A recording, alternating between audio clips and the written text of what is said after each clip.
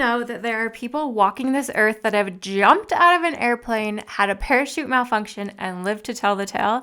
Today, I'm telling you the story of Jordan Hatmaker, who survived a skydiving accident in 2021.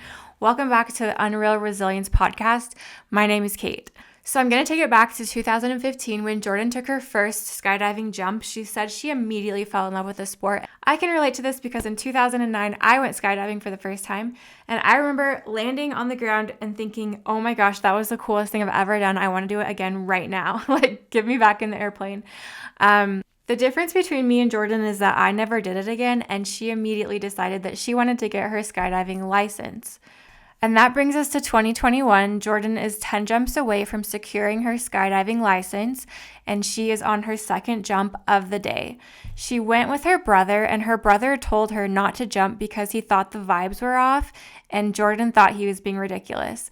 I love this part of these stories because I always wonder if the universe is giving us hints as to what to do, or if it's just anxiety, and in hindsight you think, oh yeah, the vibes were off.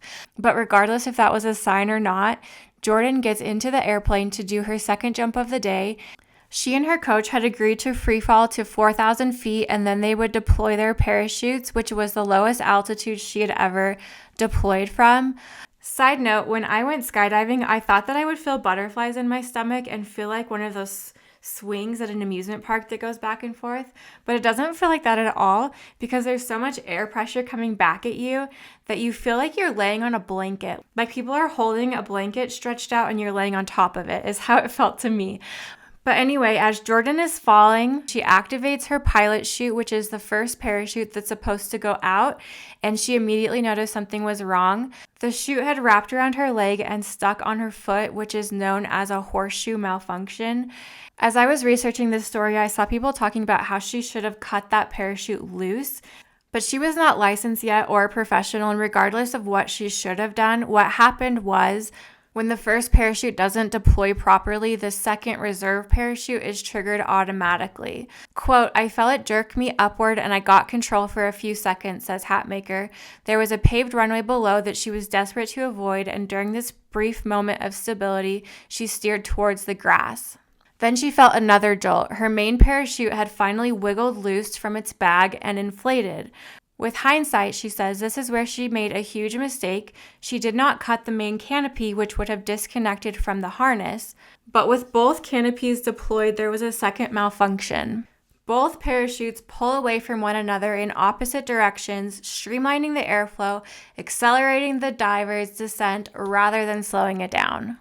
Quote, when you're spinning around while being pulled to the ground, it's hard to know exactly what's happening.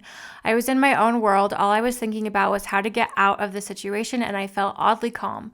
I do remember seeing the ground coming towards me really quickly, and I thought to myself, this is gonna hurt. Hatmaker hit the ground at approximately 125 miles per hour. She remembers the blades of grass in her mouth as she prayed out loud and screamed for help. Her pelvis was burning, and she thought it was broken. But a bigger reality began to dawn. I tried to get up and couldn't move anything below my waist. I thought, oh my gosh, I'm paralyzed. It took about 30 minutes for the rescue helicopter to arrive and about another 10 minutes for them to reach the hospital. Her brother and boyfriend were there to meet her. She had broken several vertebrae, one of which had crushed her spinal cord. It wasn't until she was in the operating room that surgeons discovered that she was leaking spinal fluid, which could cause complications, including meningitis. In addition, she had hit the ground with her left leg first, crushing her tibia to break near the ankle. She had to have extensive spinal surgery followed by 2 surgeries on her leg. She was on oxygen for a long time, and I had a back brace for months and months, she said. At one point, I had metal rods through my leg and ankle and foot. Apparently on the American Spinal Association impairment scale, which runs from A to E, where A means a complete paralysis, she was graded a B, and the doctors didn't know what extent her mobility would be. They told her not to get her hopes up, but it was a good sign that she could move her toe. Miraculously, she remained in her hospital bed for only a month, which was a lot less time than was expected, and every day she was able to move a little bit more. She passed the time by listening to true crime podcasts. Shout out! She also said that she watched skydiving accident videos to try to desensitize herself. She was discharged to her boyfriend's house, and he made a room for her downstairs and took care of her for months, she said. She still didn't have control over her legs, but within just a few weeks, she was able to use a walker and then a wheelchair. Within just 3 months of her accident, she was able to walk again unaided. And can I just say, this girl is lucky. Surviving this accident in the first place is incredible, and I have seen people who have been paralyzed. This girl is so lucky to be able to walk. I'm so happy for her.